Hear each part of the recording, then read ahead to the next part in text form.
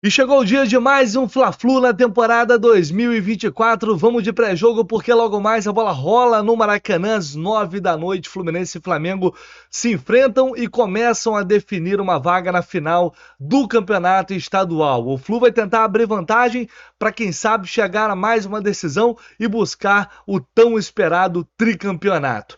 Mais um grande desafio, eu diria que o segundo grande desafio na temporada. Afinal de contas, já tivemos a final da Recopa Sul-Americana, o Fluminense foi campeão e agora enfrenta o rival na busca por essa vaga na final.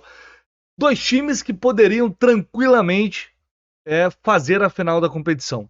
Todo mundo sabe disso, mas o Fluminense se esforçou tanto, mas tanto, que acabou caindo para a quarta posição na Taça Guanabara e agora enfrenta o Flamengo nesses dois jogos sem vantagem. Ou seja, se por um acaso houver dois empates nesses confrontos de semifinal, o Flamengo avança.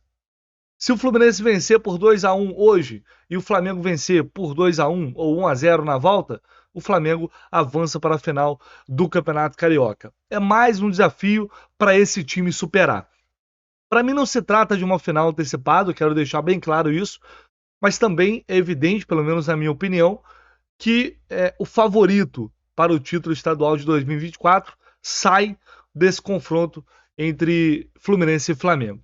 E eu queria ter um papo, fazer uma abertura aqui, e tendo um papo aqui bem sincero com vocês, porque tem um clima tomando conta, eu não sei se de uma pequena parte da torcida, ou de uma grande parte, não sei exatamente, mas vocês sabem o quanto a seriedade que eu tenho para abordar todo e qualquer assunto aqui no canal. Então, eu não sou de ficar fazendo oba-oba, de iludir, de dizer que tá tudo certo, maravilhoso, e o Fluminense vai golear. A gente sabe que na prática será um jogo extremamente difícil e complicado. Mas eu tô fazendo esse preâmbulo aqui, tô dizendo tudo isso, porque eu sei que tem muita gente com um certo pessimismo, o Fluminense desfalcado, não tá jogando tão bem. Ah, mas não tem o André e sem o André fica muito difícil. Gente, eu só queria lembrar uma coisa pra vocês. Quem tá assim, desanimado. Uma coisa é estar preocupado. Acho que preocupado a gente tem que estar mesmo. Mas outra coisa é estar desanimado. Eu queria lembrar vocês que o Fluminense é o campeão da América, o Fluminense é o campeão da Recopa Sul-Americana e o Fluminense é o atual bicampeão estadual, vencendo justamente esse rival na final do ano passado com uma goleada humilhante. Há motivos para se preocupar, a gente vai falar de todos eles aqui nesse pré-jogo. Mas o rival também tem que se preocupar. O rival também tem que temer. Eles sabem que do outro lado tem um time campeão, um time muito forte, com um mental muito forte e que sabe sair de situações extremamente complicadas. Então, na boa, isso é Fla-Flu, gente. E a gente sabe que muitas vezes eles sentem. E quando o Fluminense está bem, quando o Fluminense entra com sangue nos olhos, eles sentem. Então é pensamento positivo. Quem vai para o estádio vai para apoiar até o fim, para apoiar até o final.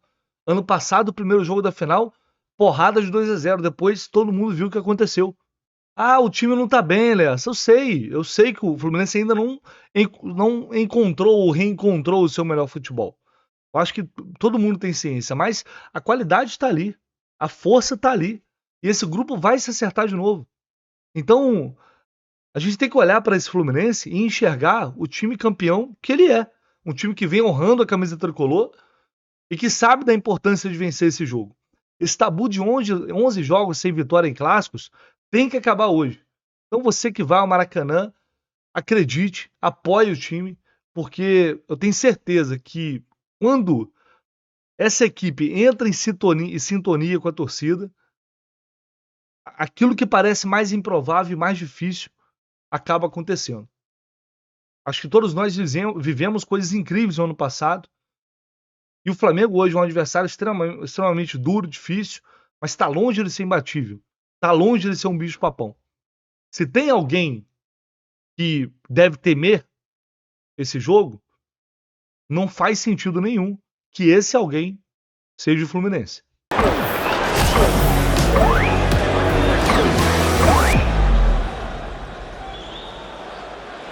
Bom, todo mundo sabe que o último clássico vencido pelo Fluminense foi na final do ano passado, 4-1 em cima do Flamengo, aquele passeio, jogo mágico, inesquecível.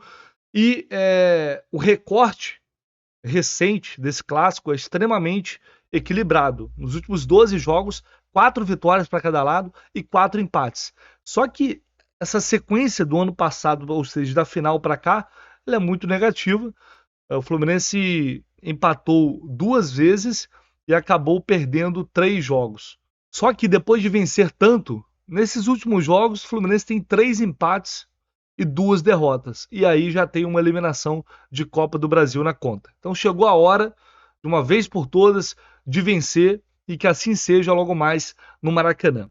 Vamos à provável escalação, que é um oferecimento, como sempre, da KTO, uma grande parceira aqui do canal do Lessa. E eu sei que vocês são muito curiosos para saber em relação a essa provável escalação do Fluminense.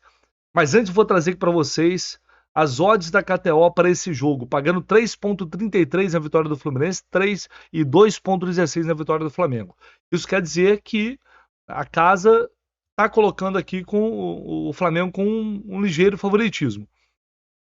Essa odd está alta, então você que está confiante na vitória do Fluminense hoje, está acreditando realmente, está confiante, então vai na fé, amigo, vai na fé, porque está alta. Para quem tem um pouco mais de receio, de dúvida, né, quer segurar um pouco mais cauteloso, Fluminense ou empate, pagando 1,61. Também é uma boa odd. Agora, cara, não sei não, mas eu tenho certeza que hoje o gol do homem vai sair.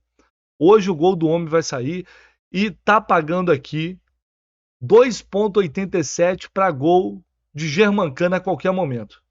Hoje é o jogo. O início de ano dele não é bom, assim, comparado aos demais, aos outros, né? O Cano, assim como o time do Fluminense vem tendo dificuldade ali no setor ofensivo, mas eu acho que contra o rival, contra o Flamengo, ele vai desencantar e o homem gosta de jogo grande. Então, para quem tem fé no German, como o pessoal gosta de dizer internamente no Fluminense, 2,87 no gol do Germancano. Utilize o cupom JORNADA, galera. JORNADA, para você ter 20% de bônus através aqui do canal do Lessa. Muito importante, conto muito com você. Se puder, dá essa força. KTO.com, muito simples, cadastro rapidinho, cupom JORNADA, e você ajuda demais aqui o canal do Lessa com essa parceria que está nos proporcionando a fazer investimentos, nossas viagens que pretendemos fazer ao longo do ano para cobrir o Fluminense de pertinho. Então a ajuda de vocês fazendo o cadastro lá, utilizando o cupom, já fortalece demais aqui essa parceria. Então vamos com a provável escalação do Fluminense. Antes, os desfalques, e são muitos. Lesionados: Samuel Xavier, Gabriel Pires, Douglas Costa e Marlon, além do André suspenso. Então o Diniz perde 2 titulares para esse jogo e 3 jogadores que poderiam ser opção no banco de reservas, mas eu destaco aqui principalmente o Douglas Costa. Seria uma arma muito interessante para o segundo tempo. Ele vinha evoluindo, vinha crescendo. Então, realmente, é uma pena que ele tenha sofrido essa lesão muscular. Esses jogadores estão fora. Como o Diniz vai escalar esse time do Fluminense? Ontem à noite, a informação que eu apurei, que de fato o GE ontem informou que Lima e Renato Augusto foram testados no lugar do André. E depois, um pouco antes quem acompanhou a live de ontem no Jornada KTO 1902 sabe disso. Pouco antes de entrar na live, eu recebi uma informação dizendo o seguinte: é quase certo que o Renato Augusto vai começar o jogo. E aí, confesso que me bateu uma preocupação gigantesca. Eu falei, cara, não é possível que o Diniz vai fazer isso. Mas a gente tá falando de Fernando Diniz, né? Eu não sei por que eu ainda falo isso. Eu não sei por que eu ainda trato qualquer coisa que vem do Diniz com a possibilidade de ser impossível. Qualquer ideia, qualquer iniciativa, qualquer mudança. A gente está falando de Fernando Diniz. E, enfim, se realmente Renato Augusto começar, eu vou dar minha opinião, vou explicar e vou exemplificar com o que a gente tem até agora aqui, quando o Renato Augusto e Ganso atuaram juntos, por exemplo, contra o Vasco. Não me parece uma boa ideia, mas enfim. O Fluminense deve ir a campo com Fábio, Guga, Thiago Santos, Felipe Melo e Marcelo. Martinelli fazendo a função de André como primeiro volante. E aí a tendência é de que o Ganso recue um pouco mais para fazer essa série de bola como segundo volante. Provavelmente vai se revezar em alguns momentos com o Renato Augusto. O Renato Augusto ali no meio. Ou Lima pode entrar também, porque foi testado, treinou. Com Keno, John Arias. Aliás, Keno, John Arias e Germancano. Vamos lá. Contra o Vasco, o Diniz utilizou o Renato e Ganso juntos. E a gente viu um time extremamente lento, time pesado na saída de bola, com pouca mobilidade, perdendo o meio de campo em alguns momentos. Foi um jogo bastante difícil que o Renato não teve uma boa atuação. Claro, era outra situação, o Fluminense ainda não estava, talvez, num ritmo de jogo que está hoje. Né? Hoje eu acho que o time está fisicamente competindo mais do que estava naquela oportunidade contra o Vasco. Mas me preocupa muito o cenário ser parecido. Ainda mais num setor tão importante, crucial para o time. A minha preocupação é de gerar um desequilíbrio ali, onde o Flamengo também é muito forte. Então eu não vou dizer que para muitos beira é loucura, beira é responsabilidade, falei isso ontem também no Jornada, mas o Diniz corre riscos, ele sempre correu riscos. E parece que não vai ser diferente agora. Pode dar certo?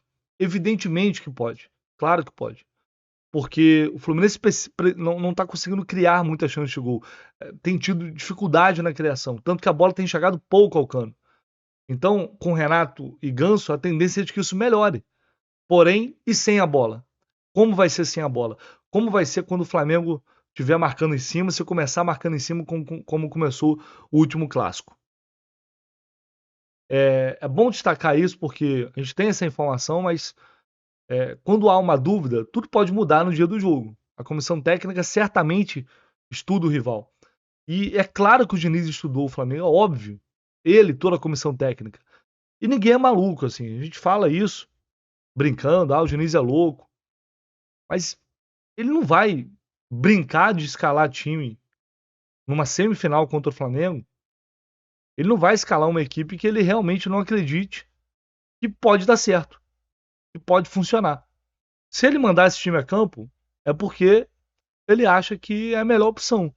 Eu, de antemão, não consigo concordar com isso. Eu, sinceramente, não imagino essa formação dando certo.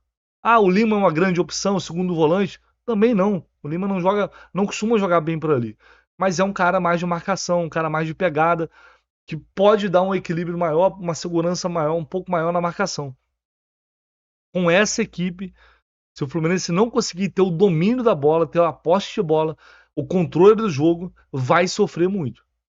Se conseguir ter o controle, pode funcionar.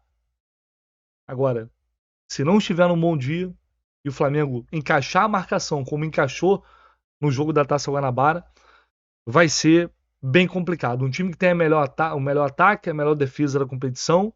Essa possível escalação vai exigir muito fisicamente do Ganso, do Renato Augusto, do Arias, do Keno. Ter uma recomposição muito forte para compensar essa ausência do André, que eu não sei nem se tem como. O Martinelli é o cara que melhor pode fazer isso.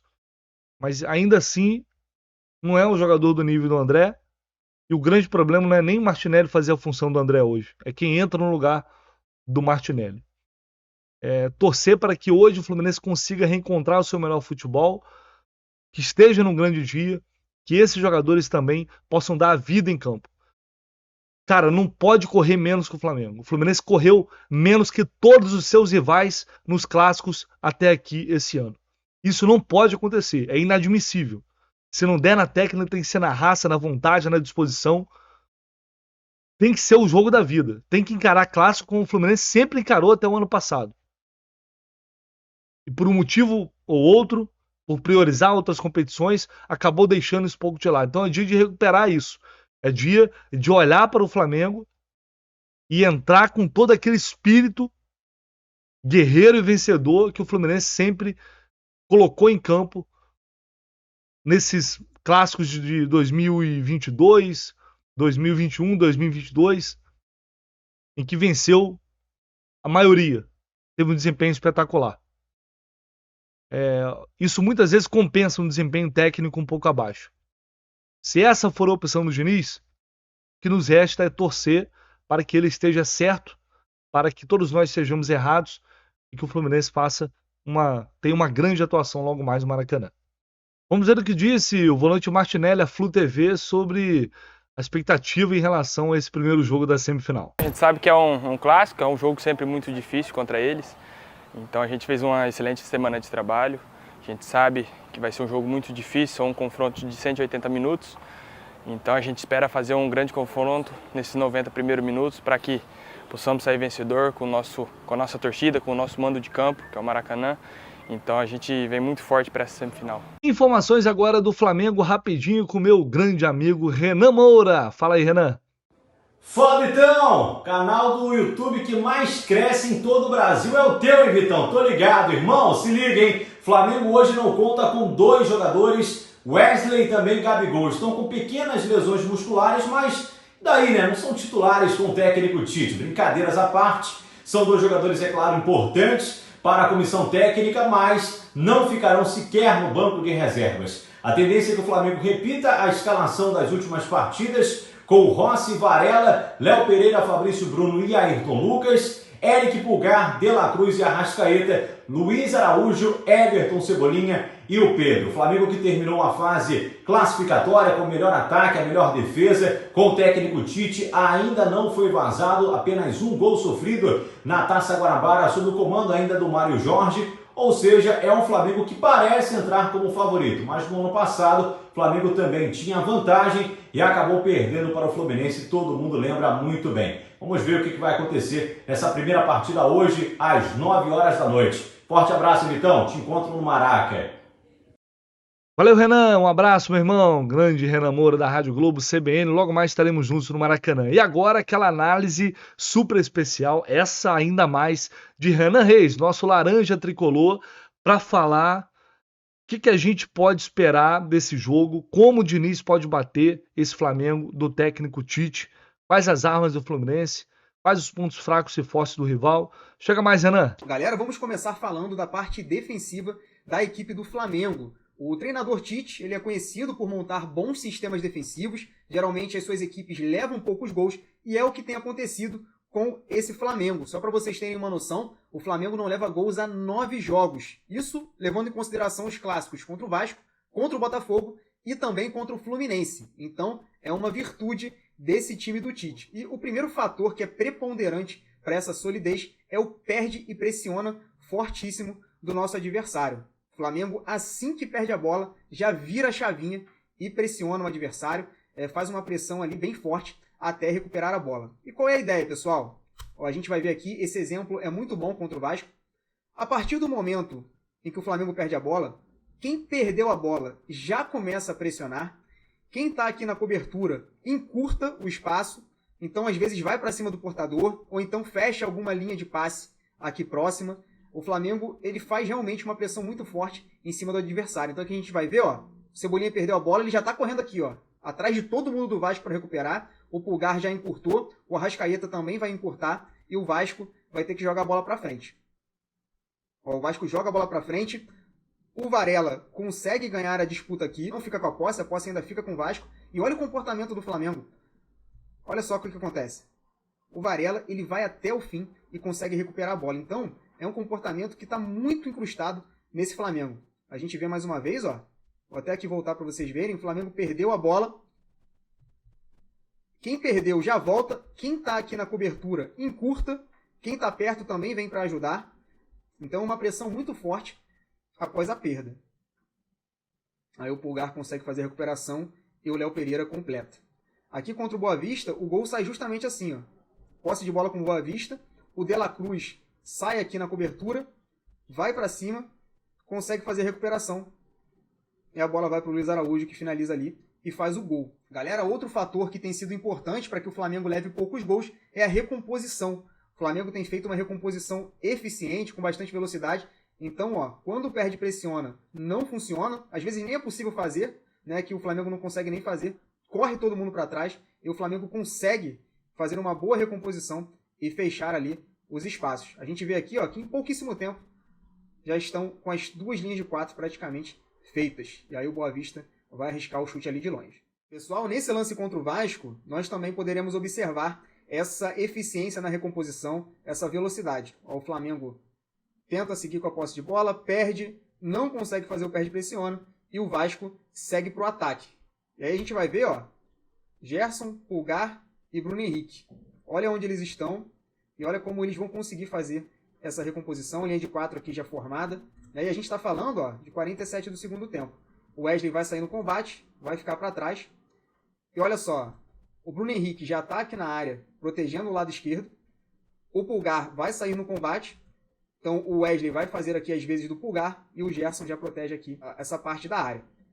Sai o cruzamento, a gente tem uma situação aqui de 4 contra 2 e o Flamengo consegue ficar com a posse de bola. Para terminar essa parte defensiva, nós vamos observar aqui também que o Flamengo defende muito bem a baliza, né? É um princípio bem claro nesse time do Tite, a defesa, a baliza, esse senso de urgência. Assim, a bola bateu na área, vai todo mundo para frente do gol tentando bloquear a bola. E existe um jogador que é muito importante nessas situações, que é o Pulgar, né? O primeiro volante. Ele faz muitos bloqueios por ali. E a gente vai ver um lance contra o Vasco, ó. A bola bate no Payet. Olha só quantos jogadores vão ali para frente do gol. O Pulgar vai conseguir fazer o bloqueio. Então uma coisa também é bem presente nesse jogo do Flamengo, esse senso de urgência. O perde-pressiona não funcionou, a recomposição não foi suficiente, então vamos defender a nossa baliza. Galera, agora vamos falar da parte ofensiva do nosso rival. Todo mundo sabe que o Fluminense precisa marcar os pontas do Flamengo, Luiz Araújo ali pelo lado direito e o Cebolinha pelo lado esquerdo, são jogadores rápidos e habilidosos, o próprio Bruno Henrique quando entrar em campo, e precisamos ficar de olho também no Pedro, o homem-gol dessa equipe, e que traz toda aquela questão da lei do ex, né, pessoal? A única lei que funciona nesse país, então ele precisa ser marcado de perto ali dentro da área.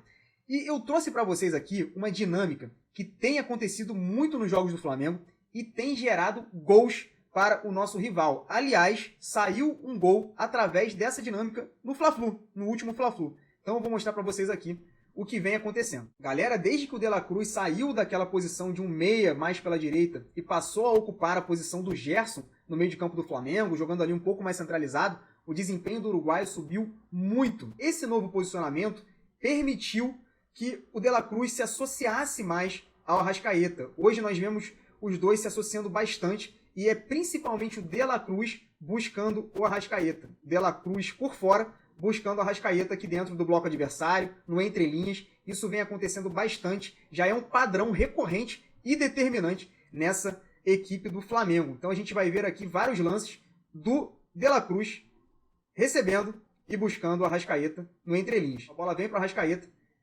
ele já solta para o Pedro e sai aí o ataque do Flamengo, quase que o Luiz Araújo faz o gol.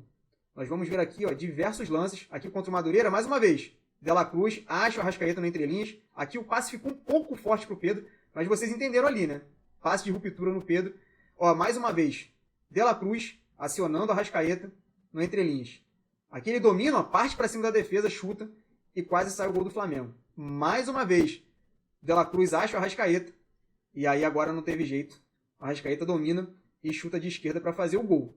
E contra o Fluminense, pessoal, aconteceu a mesma coisa.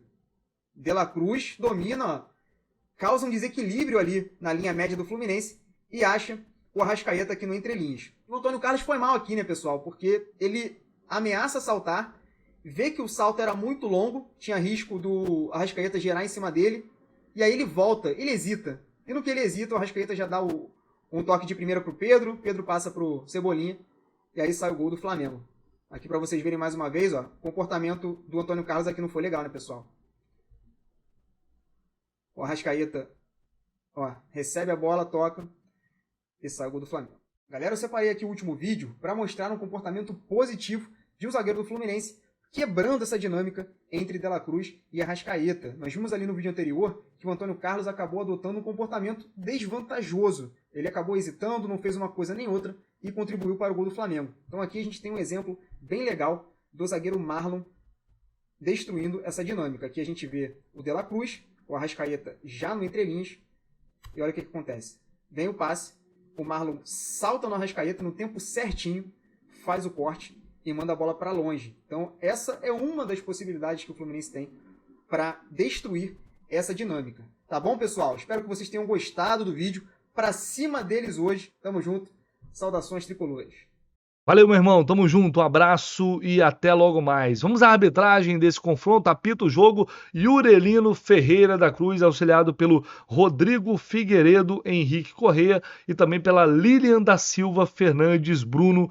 O VAR será o Rodrigo Carvalhais. O Yuri apitou 4 jogos do Fluminense esse ano, inclusive o último Fla-Flu, né? Vitória do Flamengo por 2-0, apitou o Fluminense 1-0 no Madureira, Boa Vista e Fluminense 2-2. Aliás, foram 3 jogos, né? O quarto será hoje contra o Flamengo. Árbitro de 31 anos, jovem ainda, mas já com uma certa rodagem, uma certa experiência no quadro da FERJ. É um árbitro que está crescendo, está apitando jogos grandes.